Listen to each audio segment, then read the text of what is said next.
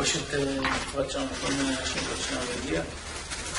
ובכל מקרה, קודם כל תודה שבאתם. המטרה של הפגישה זה בעצם להציג בפניכם את התוכנית של המשטרה שאמורה להתחיל מה2 לפברואר. בעיקרון השר לבט"פ, מר יצחק אהרונוביץ', מפכ"ל המשטרה, רב ניצב יוחנן דנינו, מפקד המחוז, ברונו שטיין, בהחלטה המשותפת של כולם. אתם יודעים שכבר יש פעילות להקמה של כוחות בתוך המגזר הערבי על מנת לשפר את איכות החיים. כחלק, כמו שקם האורגן בטירה שכבר פועל מעל 2 בעיר טירה, הוחלט להקים כוח נוסף כזה שיפעל בגזרה הדרומית או בגזרה של המשולש הדרומי, שזה כפר ברא, ג'לג'וליה וכפר קאסם, כולל כל היישובים היהודיים שיש שם בגזרה, נירית, ירחיב, מתן, חורשים, חגור, לחמת, כל היישובים האלה הם גם חלק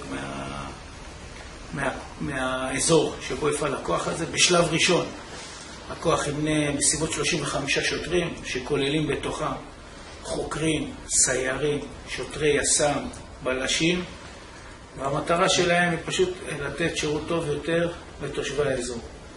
בסופו של תהליך התחנה שתומכת בכוח הזה שפועל מבחינת גם תמיכה, גם לוגיסטית, גם חקירתית, גם אם צריך סיוע נוסף, זה תחנת קדמה. זו התחנה הכוללת הגדולה שבעצם היא שולטת על הגזרה מאזור זמר עד אזור כביש 5, כולל כביש 5. המטרה שלנו היא פשוטה. אני חושב שיש הצלחה מאוד גדולה במה שקורה בטירה. הצלחה שהתושבים גם יודעים להעריך אותה ולהוקיר אותה. ואנחנו מנסים את אותה הצלחה להביא גם למשולש הדרומי. היה לי שיחות, לא רק לי, גם מפקד המרחב, גם מפקד המחוז, היה לנו שיחות עם כל ראשי הערים. כל השוטרים גם נפגשו עם ראשי הערים במקום וקיבלו את הציפיות של ראשי הערים מהכוח הזה, ואנחנו הצגנו בפניהם גם את התוכניות איך אנחנו הולכים לפעול. אני חושב שיש הסכמה של כולם שהכוח הזה בעזרת השם יעשה ויצליח, ואני מאמין שבטווח זמן של חודשים אנשים יראו שיפור. מה שכן, אנחנו נכנסים לתקופה שיהיו בה עליות ומורדות, יכולים להיות בה גם אירועים קשים, אבל בסופו של תהליך אנחנו באים לתת שירות טוב יותר לתושבי הגזרה. זה הכל. אם יש דברים שאתם רוצים לשאול, אני אשמח אני אשאל לנו שאלה, תחנת טייבה תישאר אותה תחנת טייבה, אבל... זה לא תחנת טייבה, זה יקרה תחנת קדמה. בעיקרון... אבל היא המרכזית תהיה שם. זה כמו שלדוגמה אני במרחב שרון, אז יש מספר תחנות ומי שאחראי עליהם זה המרחב. פה יצרו מצב שכאילו הפיקוד של התחנה יישב על כביש 444 בכניסה לטייבה, אבל הכוח שפועל, הוא פועל מתוך כפר קאסם. תושבי כפר קאסם לא יצטרכו, ג'לג'וליה או כפר ברא, לא יצטרכו לבוא לטייבה כדי להגיש תלונה. הם יגישו תלונה אצלהם. בג'לג'וליה יהיה משק, בכפר ברא יש משק, בכפר קאסם יש בסופו של דבר, בסופו של תהליך, כל הנקודה תוקם בכפר קאסם. בסופו של תהליך, עקב הגודל 21,000 תושבים, אז הנקודה תוקם שם, והם את כל התלונות ואת כל מה שצריך יגישו שם. אין ספק שאנחנו, התחנה או האזור שיפעל זה, נותן גיבוי אם צריך עוד כוחות, נותן גיבוי אם צריך סיוע בחקירה שהיא יותר מורכבת. יש שם קצינים שיפקחו על מה שקורה, אבל תושבי ג'לג'וליה, כפר ברא וכפר קאסם, את התלונות יגישו באזורם. אתם ערבים מבחינת כוח אדם לכל השטח הזה? כן, אני אמרתי, עד היום צריך להבין, לא היה ניידת מראש העין, שהייתה לפעמים נכנסת לגזרה, וכוחות שהיו פועלים בהתאם להתרחשויות. פה מדובר על כוח שפועל רק באזור הזה. ניידת שמסתובבת 24 שעות באזור הזה, בלשים וכוחות יס"מ שמסתובבים כמעט 16 שעות ביום באזור הזה. זאת אומרת, זה שינוי. זה לא משנה כרגע איך תקרא לזה שינוי, זה הרבה יותר שוטרים, כאשר השאיפה היא בעזרת השם עד הקיץ, שיהיו שם 65 שוטרים בסופו של תהליך. אני רוצה להתייחס לעניין כפר קאסם. בימים האחרונים היו הפגנה, לא יודע מה שמעת על זה, הם מתנגדים לפתיחת נקודת משטרה בכפר קאסם. למה? בגלל שלא בלכו את הרציחות שהיו בשנים האחרונות. אנס סרסור, הילד, וגם עובד העירייה ואסיר המשוחרר עאדל עיסא, וגם יש מורה גם שנרצח ועוד אישה. האם הכוח המשטרתי הזה שאתם משנים אותו יכול לעזור בניוח הרציחות? במקרה יש רצח חדש? אני אגיד. קודם כל, את אותם טענות שאתה אומר עכשיו, אמרו כשהקימו את האורגן בטירה. ואני יכול להגיד לך, גם בלי, אני יכול לתת את זה גם במספרים, אבל כמות הרציחות באזור טירה ירדה דרמטית, אני מדבר על 100%. חלק מהרציחות שם פוענחו גם בטייבה, פוענחו ברמה שהאנשים עצורים על הרצח, גם בטייבה וגם בטירה. להגיד לך שאנחנו נגיע לאותו מצב בכפר קאסם, זאת השאיפה, זה הכיוון, ואני מבין שנגיע לזה. אני לא מאמין שאנחנו נפתור ונצליח להגיע לכולם, אבל אין ספק שזה ישתפר, גם בכמות האירועים. אם אנחנו לוקחים את טירה כדוגמה, בטירה לפני 2.5 היו מעל 250 אירועי ירי, כמעט כל יום אירוע ירי, היום אנחנו מדברים על 100, פחות מ-100. אז אין ספק שהכוח הזה בטירה הביא שיפור והצלחה. אותו דבר אנחנו מתכוונים לעשות גם בכפר קאסם. אני רק אומר בצורה הכי פשוטה, פה זה גם קשור, אנחנו נכנסים לדרך משותפת. ואני אמרתי את זה, ואמר את זה, אם אני לא טועה, גם ראש עיריית כפר קאסם, ואני מאוד מחזק את מה שהוא אומר. אנחנו לא נצליח, גם אם אני אביא 2,000 שוטרים, והתושבים במקום לא ירצו אותנו, אז אנחנו לא נצליח. הרעיון הוא שאנחנו נראה לתושבים במעשים, לא בדיבורים. אני עכשיו יכול להבטיח לך 1,000 אלפי הבטחות, ומספיק שאני לא אעמוד באחת, אז אנחנו לא במקום הנכון. הכיוון הוא להראות להם שאנחנו מצליחים, ואז הם ירצו אותנו, כמו שקורה במקומות אחרים. אתה יכול לספר לנו קצת על התוכנית, מה אתם עושים, מה אתם הולכים לעשות, כדי ממש להוריד אחוז האלימות בכפר? לא משנה, בכפר קאסם. צריך, הדברים הם פשוטים, הדברים בסך הכל הם פשוטים. אם אתה מדבר על גזרה, שעד עכשיו לא היה בה מענה משטרתי, לא היה בה. תחשוב שפתאום לתא שטח הזה אני מכניס במשמרת מסודרת 15 שוטרים. ניידת תנועה, בלשים, לא ניידת תנועה, ניידת ציור, שוטרים, בלשים וצוות יס"מ. תחשוב, וחוקרים ומפקדים שמסתובבים, שהם זה האחריות שלהם. תושב כפר קאסם או כפר בר, שעכשיו יש לו תקלה, הוא לא צריך לחכות לניידת רבע שעה. אני צריכה להגיע אליו, אם אין חס וחלילה אירוע אחרים, צריכה להגיע אליו מיידית. זה משנה. קודם כל זה משנה. קודם כל יש חוקרים שההתמחות שלהם תהיה רק בגזרה הזו. הם כבר לא עובדים בעוד מקום, ועכשיו אם יש תגבור אז צריך ללכת פה, הם עובדים רק בגזרה הזו. כמו שזה הביא, אני מעריך, בעזרת השם, כמו שזה הביא את השיפור בטירה, אני מעריך שזה גם הביא את השיפור בגזרה הזו. זה עבודה קשה. אנחנו לא פה, שלא תחשבו, גם בטירה יש לנו עוד הרבה דרך. וגם... כדאי להתייחס לטייבה יותר, אחוז האלימות בטייבה דווקא ירד יותר. נכון, אפשר להגיד שגם בטייבה אחוז האלימות ירד, אבל אני לוקח את טירה כדוגמה, כי שם הכנסנו את האורגן. מה שאפשר לפעול טוב יותר בטייבה, זה האורגן בטירה. כי אז יש לך פחות, אתה יכול להשקיע יותר כוחות בטירה. אותו דבר הרעיון פה. המאמץ הוא יותר להשקיע באזור. אני אמרתי את זה גם בשיחות עם ראשי הערים, ואני אומר את זה עוד הפעם פה. תראו, אנחנו מקבלים כסף, אני מקבל משכורת כדי לתת שירות. והתושבים צריכים לנצל את זה. אני בצד שלהם, כל המשטרה בצד שלהם, אנחנו לא נגדם, אנחנו נגד העבריינים, לא נגד התושבים הרגילים. אני יכול להגיד גם, יש סקר שירות חוץ שלא עושה המשטרה, עושה גוף חיצוני. ובסקר שירות הזה, תחנת, במשולש הצפוני, מה שנקרא, היינו בשנת 2012 במקום האחרון בארץ. אנחנו קפצנו מציון 58 לציון 74 בשנה וחצי. אני חושב שזה מעיד יותר מכל, שאנחנו באים נקיים, אמיתיים, ורוצים לעזור. אנחנו לא באים להתעמת עם אף אחד. אנחנו באים להתעמת עם מי שיעבור על החוק. לא עם האנשים שרוצים שקט. אנחנו באים שאבא ששולח את הילד שלו לבית ספר לא יידרס מאיזה נהג שיקור, שלא יגנבו לו את הפלאפון ושלא יתקרו אותו. זו המטרה שלנו הבסיסית. בתוך זה אנחנו גם נילחם, בכל התופעה של הנשקים, בכל התופעה של הירי, אנחנו נילחם, אנחנו לא נראה תוצאות מיידיות, אנחנו נילחם. אני יכול להגיד, לדוגמה, בגזרה של המשולש הצפוני, אנחנו עלינו בכמעט 45 תיקים יותר הגשת כתב אישום עם העצורים בתחום האמל"ח, שזה עיקר מה שמפריע לתושבים. אני יודע, אנחנו נילחם בזה.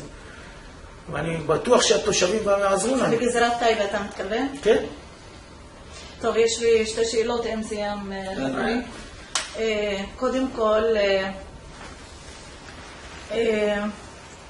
פורסמה הודעה בכפר קאסם שהקמת תחנת משטרה בכפר קאסם זה מותנה בהקפאת הליכי צווי הריסה. האם זה נכון או לא? צריך להפריד פה בין שני התחומים. צווי הריסה לא מוצאה משטרת ישראל.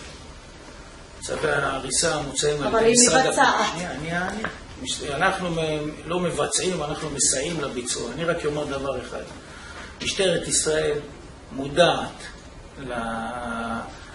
לבעייתיות שקיימת בהריסת הבתים, בטח ובטח בתים שהם בנויים עם אנשים שגרים בתוכם. יש תהליך משפטי שכרגע מתקיים מול בתי המשפט, שיסתיים ההליך, יוחלט מה שיוחלט ולפי זה נפעל.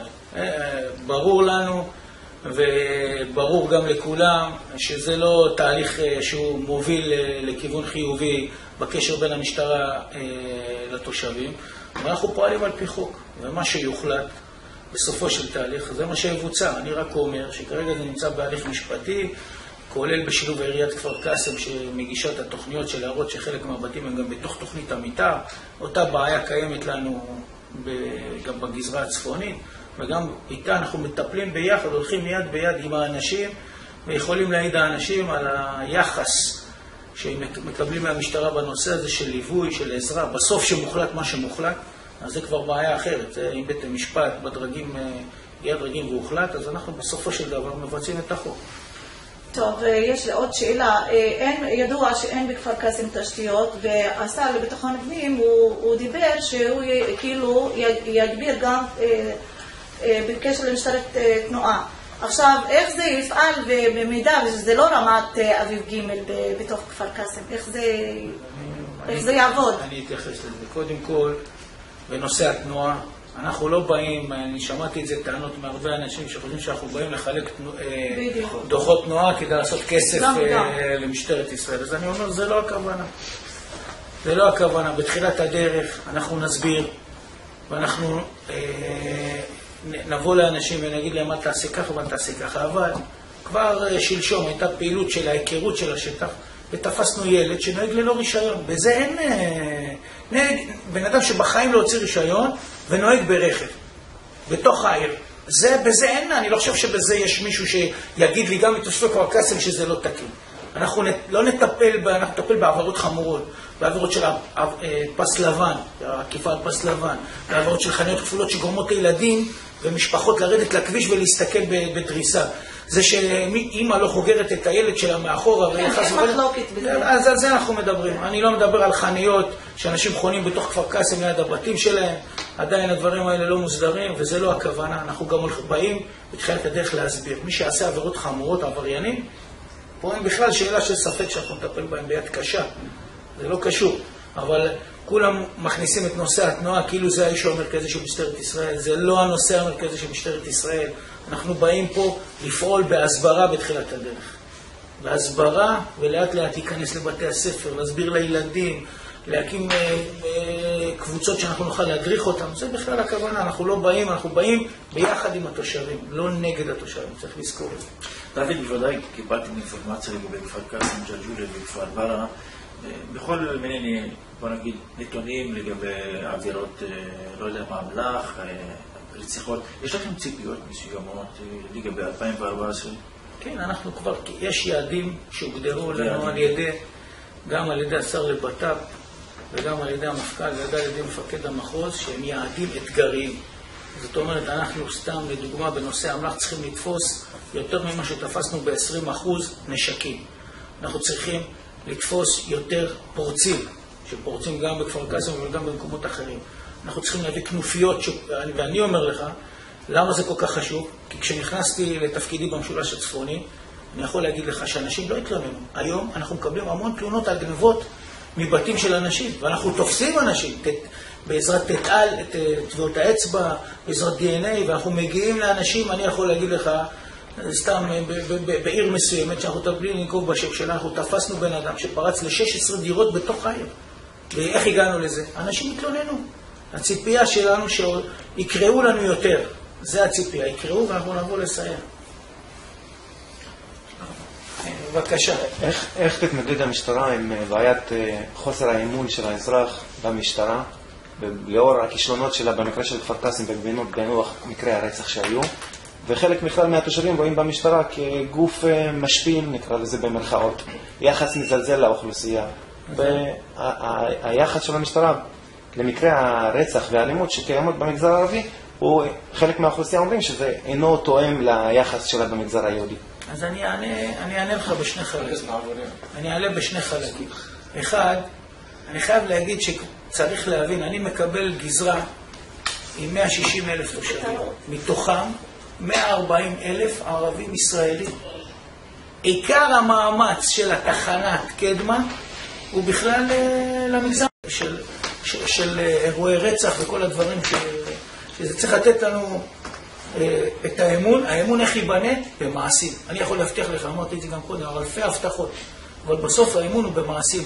אנחנו עשינו הכנה לשוטרים בשבועיים האחרונים, הפגשנו אותם עם מכובדים בכל היישובים, כדי להראות, נפגשנו, עשינו גם חוגי בית. המאמר הוביל פגישות עם כל ראשי הערים, עם השוטרים, כדי שיבינו לאן הם נכנסים. השוטרים האלה קיבלו הרצאות מכל מיני אנשים גורמים, כולל מהמגזר הערבי, כדי להבין לאן אנחנו נכנסים. ואני אומר, יכול להיות שגם נעשה שגיאות. מי שיעשה שגיאה ולא יבין איפה הוא נמצא, ואתם יכולים, גם בטייבה אני עשיתי את זה, האנשים האלה לא המשיכו להיות בתחנה. יבואו גם כוחות חיצוניים, יכול להיות אפילו, גם יסייעו לתחנה. זה בסדר גמור. יש כללים, מי שלא יפעל על פי הכללים, גם המאמר אמר את זה יותר מפעם אחת, לא יעבוד אצלנו. כולם יודעים לאן אנחנו מגיעים. והאמון ייבנה לאט לאט, בזה שאנחנו נבוא לבתי ספר, בזה שאנחנו נגיע לחוגי בית, בזה שאנשים יראו אותנו ברחוב ואנחנו נדע לדבר איתם. אנחנו לא נבוא לבן אדם בשעה 12 בצורה, ניפול עליו ישר, נעצור אותו, אנחנו רוצים לבדוק אותו. שלום אדוני, רישיונות בבקשה. כמו שאנחנו עושים בכל מקום אחר.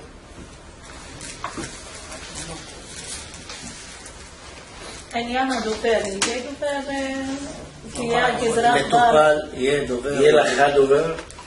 יש דובר ברמה המרחבית. אבל אף אחד לא ימנע מבעדך להתקשר אליו ישירות לשאול אותו שאלות. כן, יהודה מוניה ממני, כן. אני אומר עוד פעם, אז יש להתקשר גם מפקדים? תקשר אליו חופשי. זה קורה כל הזמן. אז כשאני אתקשר אליך, אז יש לי את האוקיי לראיין אותך. תראו, רבותיי, אני מניח שפילו כבר נגע ברוב הנקודות. אני חושב שאנחנו עושים פה עכשיו מהלך היסטורי.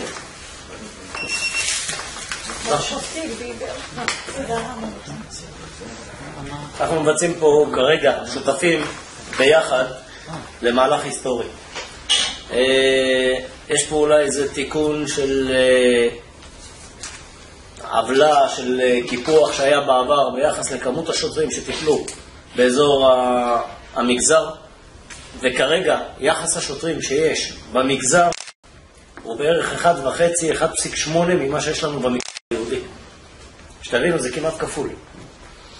זה עוצמה אחרת. נכון שיש לנו הרבה עבודה.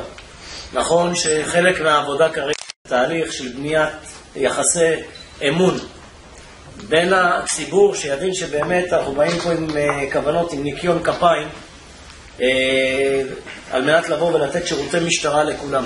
זה אינטרס של כולנו. זה אינטרס של כולנו. כל האמרות האלה של לבוא וזה תחנה במגזר הערבי, תסתכלו על כמות היישובים הערבים שיש בתחנה, כמות היישובים היהודים שיש בתחנה הזאת, יש יותר יישובים יהודים. זה שיותר נוח לנו לטפל, כי אתה לוקח גוף אחד ואתה מכניס אותו להכנה המנטלית, שאפילו דיבר עליה פה, במשך שבועיים, לקחת שוטרים ולהסביר להם מה זה המנטליות של האוכלוסייה שחיה פה לצידנו. מה זה אותו מבוגר שאתה מוציא אותו באמצע הכביש לבדיקה כזאת או אחרת, כי נראה לך מסיבה כזאת או אחרת מה אנחנו מצפים מאותם שוטרים? גם האוכלוסייה עכשיו, תשמעו, זה לא רק המשטרה שתדע לבוא ולהתאים את עצמה לאוכלוסייה. האוכלוסייה פה, אני אמרתי דבר אחד, ואני אומר אותו, אני מנפנף איתו כבר למעלה מעשור. אין הבדל בין יהודים לערבים, מבחינתי ובפני החוק. כולם אזרחי מדינת ישראל, לטוב ולרע. מה שאני מצפה מאזרח בתל אביב, אני מצפה אותו דבר מבחינה התנהגותית, בנורמות התנהגותיות מקובלות במגזר.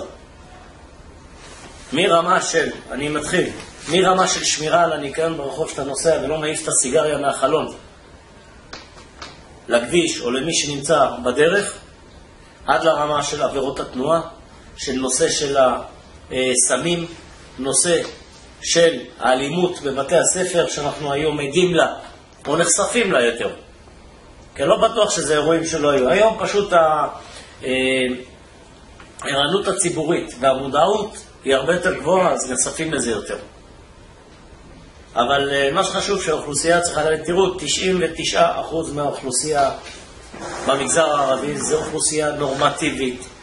זו אוכלוסייה שכל מה שהיא רוצה זה לחיות חיים שקטים, אנשים רוצים להביא את הפרנסה הביתה, שהילד, כשהוא הולך לבית ספר או חוזר מהבית ספר, ילך בצורה בטוחה, לא יהיה חשוף, לא למפגעים בטיחותיים שחלילה וחס איזה נהג בלי רישיון מסתובב, או מישהו שנוסע בדיוק עם הילד על הברכיים ומפספס את הכביש, ובמקביל גם שלא יבוא איזה מישהו לסגור חשבון עם מישהו אחר עם איזה נשק אוטומטי או לא אוטומטי ויפספס את המטרה שהוא כיוון אליה ויפגע במישהו חף מפשע בדרך. יש דברים שמאפיינים את האוכלוסייה, את המגזר הערבי. זה הנושא של השימוש בנשק הבלתי חוקי, שזה הרוב, זה להחזיק את הנשק מטעמי סטטוס כאלה ואחרים. אחוז קטן זה הנושא הפלילי, אבל האחוז הקטן הזה משפיע פה על הביטחון של כולנו. ופה צריך להבין, ההצלחה היא של כולם ביחד. אם מישהו חושב שאנחנו קוסמים, שבאים ואומרים, וואלה, במגזר הערבי יש הרבה נשק. יש הרבה נשק והמשטרה לא עושה כלום. גם כשאני יודע על מישהו שיש לו נשק, אני לא קוסם. אני לא יודע בדיוק איפה הוא מסתיר, ואיפה הוא... וגם כשאתה מוצא, לך תשייך את הנשק לאותו בן אדם, יש פה הרבה מרכיבים. אבל אנחנו רואים את השינוי. תראו, אני נותן את ההבדלים האלה, ואני מדבר בצורה הכי פתוחה והכי גלויה שיכולה להיות. אם היום בכפר סבא, שאנחנו נמצאים בה, יהיה מישהו שישלוף אקדח ברחוב, ויכוון על מישהו, או יירה, תוך פחות מחצי דקה, אנחנו נקבל איזה 100-150 טלפונים מאזרחים שעוברים ברחוב, שיתנו לנו, יגידו לנו שקורה משהו, ייתנו לנו תיאור של מי שעושה את זה, ואפילו ישלפו פלאפונים ויצלמו אותו תוך כדי, ויעבירו למשטרה אחר כך. אם יהיה לנו עכשיו, באחד מהכפרים פה הגדולים, אירוע כזה, ייקח הרבה זמן עד שמישהו מהתושבים יאזור אומץ, ויבוא ויגיד, רבותיי, הנה צילמתי, או אני יודע מי זה, או מזהה אותו. אני לא אכנס לסיבות למה. אבל המטרה שלנו עכשיו ביחד זה לשפר את התחושה של הביטחון של אותו בן אדם, שלא יפחד. אני חושב פה, העניין פה העניין של אימון. אם בכפר סבא כבר מתקשרים 150, ובכפר קאסם מתקשר אחד או שניים, ובהיסוס, זה העניין של אימון. איך בונים אימון? האימון הזה יבנה על בסיס עבודה. לא בדיבורים, במעשים. תראה, אנחנו עובדים. אנחנו, דוגמה בכפר קאסם, מתחילת השנה, יש 2 מקרים של אנשים חמושים שנעצרו על ידינו.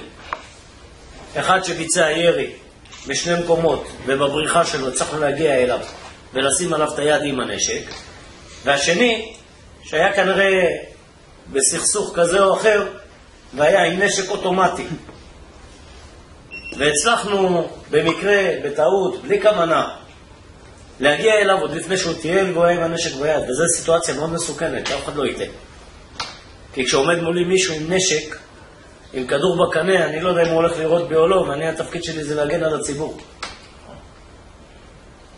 אנחנו צריכים להיות ערניים גם למקרים כאלה, כי אני מניח שאם הצד השני, הצד הפלילי, לא ידע את הגבולות, זה עלול להיגמר רע מאוד. זה עלול להיגמר רע מאוד. אני אומר, אני חוזר בחזרה לשאלה שלך, על הנקודה שציינת, בנושא של בניית האמון.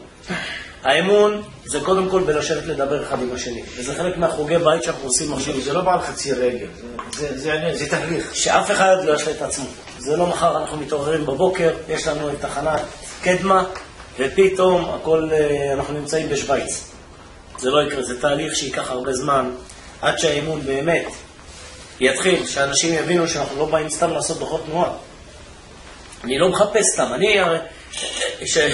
יש איזו נקודה, איזו טעות שרווחת בציבור, שחושבים שאנחנו עושים את הדוחות תנועה, אנחנו משלשלים את זה לכיס של משטרת ישראל. שום דוח תנועה לא נכנס מבחינת זה. זה שעשיתי 100 דוחות, או כמה דוחות בודדים, זה לא משנה את מאזן הקופתי של משטרת ישראל. שום שקל לא נכנס למשטרה. אבל אני כן אעשה 100 דוחות במקומות של בן אדם שלא עוצר בתמרור עצור ומסכן את התושבים. אני כן אעשה דוחות לבן אדם שעסוק בפלאפון, ובמקום להתמקד בנסיעה, עלול לפגוע ברכב אחר או באיזה אמא שחוצה את הכביש עם הילד. או אפילו בן אדם שחצה לא במעבר חצייה, אבל זו חובה גם של הנהג להיות ערני ולהיות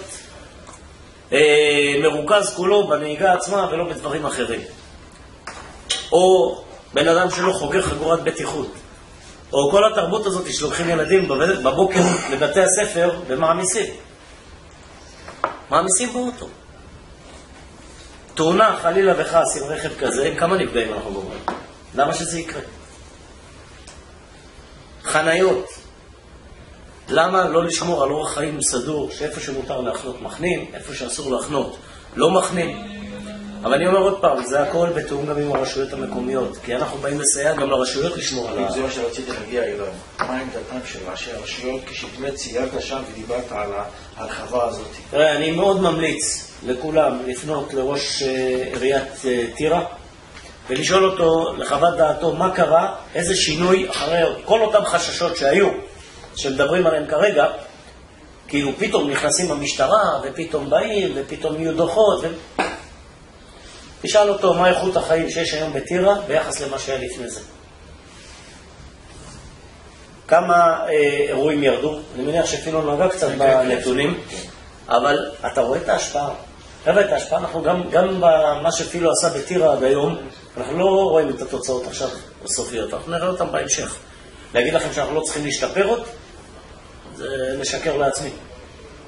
גם עדיין בטירה יש לנו עוד הרבה מה לעשות, ויש אירועים כמעט כל יום, פחות ממה שהיה בעבר, אבל גם בהם אנחנו צריכים לטפל במלוא החומרה. ואנחנו עדיין לא במקום שאנחנו צריכים להגיע אליו מבחינת שיתוף פעולה של האוכלוסייה, בקטע של למגר את התופעות האלה. קח את הירי בחתונות, אוקיי? אנשים באים לשמוח. כמה נפגעים כבר היו לנו כתוצאה מירי כזה? כמה אנשים סובלים מהזיקוקים אחרי 12 בלילה, שאתה הולך לישון ופתאום כל אחד שהבן שלו סיים בית ספר תיכון, נראים להיקבר את זיקוקים על הגג, וזה תינוק שלא בדיוק מבין שהשכן שלו חוגג, אבל הוא חוטף איזה טראומה שגורמת לתופעות לוואי אחרות. יש דברים שלא מקובלים, הם מסוכנים, ואנחנו ננסה למגר אותם. אבל אני אומר עוד פעם, זה הביחד. זה השילוביות בינינו לבין התושבים, בין האוכלוסייה, להבין. תראו גם, היתרון העיקרי של הכוח הזה, זה כוח שאולי בימים הראשונים הוא לא יכיר.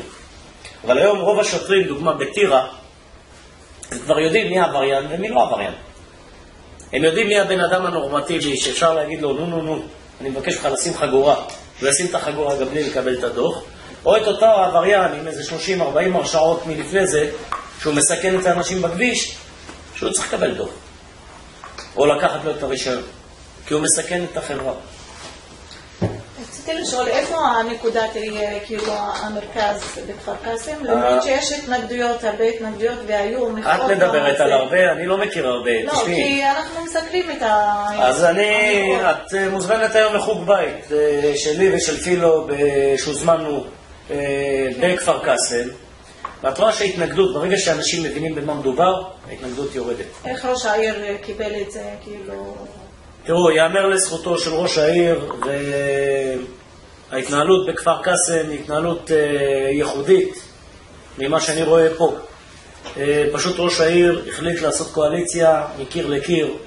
הוא מאוד מאוד קשור לדעת הציבור. מה הציבור רוצה ומה הציבור לא רוצה. הוא לא קיבל את ההחלטה לבד. יש פורום מאוד מאוד רחב. אז המרכז יהיה בכפר קאסם? כן, אבל יש פורום מאוד מאוד... אני רק תני לי להשלים את המשפט. יש פורום מאוד מאוד רחב בכפר קאסם, של אנשי התנועה האסלאמית, וכל הפלגים האחרים של המשפחות, שכולם ישבו ביחד, והיו פה בשיחה, והבהרנו להם לקראת מה הם הולכים. זה לא שאמרנו להם עכשיו אנחנו פותחים תחנת משטרה וכולם התלהבו וקיבלו אותנו בזרועות פתוחות. אבל כשהסברנו להם במה מדובר והצגנו להם את הנתונים, אנשים מבינים שהם רוצים ביטחון. המטרות שלהם הן בדיוק כמו שלנו. וברגע שהדרך משתלבת, אני חושב שכולם מרוויחים פה. מה שאתה אומר שעיריית כפר קאסם הנוכחית היא זאת שקיבלה את ההחלטה לאשר את... אתה מכניס אותי לאיזה פינה של ויכוח בכפר קאסם. זה מה שאתה אומר, שהמועצה... תראה, כרגע... המייעצת של הפרויקט עצמו התחיל עדיין עם הרשות הקודמת, והתהליך התחיל עם... החלטת השר הייתה לפני, שהוא רוצה להקים ורוצה לתת לאזור המשולש הדרומי, לתת לו את הגיבוי המשטרתי ולתת את המענה שצריך לתת לו. ההחלטה שזה יהיה בכפר קאסם התגבשה במשטרה, ישבנו עם אנשי המועצה ועם ראש הרשות, וכולם ידעו לקראת מה הולכים, וההחלטה התקבלה קודם. היא לא קיבלה את האישור ואת התיקוף הסופי, כי זה היה לפני בחירות, אבל הסכמה עקרונית הייתה, ואני מניח שאם הגורמים האחרים היו זוכים בבחירות, ואני לא נכנס פה לפוליטיקה, היו ממשיכים באותה דרך. חבר'ה, אני ממליץ לכולנו לרדת מהקטע של מי קיבל את ההחלטה. נותנים לבן אדם מתנה, והוא מתחיל כאילו מי קיבל את זה, ההוא או אני. הסוכריה הזאת היא מתוקה או חמוצה? אתה שקלת טוב את העניין הפוליטי בכפר קאסם. אני לא נכנס לפוליטיקה. אני לא נכנס לפוליטיקה. אנחנו לא מעוניינים בזה, אבל העניין, כי המרכז יהיה בכפר קאסם, אז זה תחת חסות כפר קאסם ועיריית כפר קאסם, ויהיה שיטור עירוני גם, כמו בטירה, איך שאתה אמרת, נכון? אני מאוד מקווה שיהיו פקחים בהמשך. תראו, כמו שאני לא נכנס עוד פעם, אבל נכנס שם ראש רשות חדש, דומיננטי, רוצה שינויים, רואים כבר... אני לא מחלק ציונים, החלטות בשיתוף, הוא לא מחליט על דעת עצמו. ואני חושב שזה חלק מהרעיון של לבוא ולחבר את כולם ביחד. שכולם יבינו שהאינטרס פה הוא אינטרס משותף. אבל הכיסא שלו בסכנה. זה תלוי בהריסות. מה, תראה, אתה מושך אותי להריסות, אני אתן לך את התשובה. אין ספק, זה נכון לגמרי. את המפקד, אנחנו שאלנו אותו, האם זה מותנה? רבותיי, אין שום התניה. בואו נעשה הפרדה בין הרשויות השלטוניות במדינת ישראל. משטרת ישראל איננה הרשות השופטת ולא הרשות המחוקקת, היא הרשות המבצעת. ואם יוחלט על ידי בית משפט לבצע הריסה, משטרת ישראל תעשה את מה שתתבקש לעשות על פי חוק. כן, בטח. הלוואי, אני אומר את זה על גלי היתר, הלוואי, ויגיעו להסדר, ויסדירו את כל הבעיות של הבנייה, של תוכניות המתאר, והנושא של האישורים, ומה שאפשר להלבין, ומה שפוגע בתשתיות עתידיות להוריד, ושזה יבוא בהסכמה, ובשיתוף פעולה, ירד. רבותיי, אני מודה לכם. נגיד מזל טוב. אתם מרחיבים את הרצועה של פילו, אתם לא מרחיבים לו את הרצועה, אפשר... בטח שמרחיבים לו, חביבי. תראו, יהיה טקס, רבותיי, יהיה טקס מכובד, תשמעו. בואו, תפסיקו את ההקלטות רגע.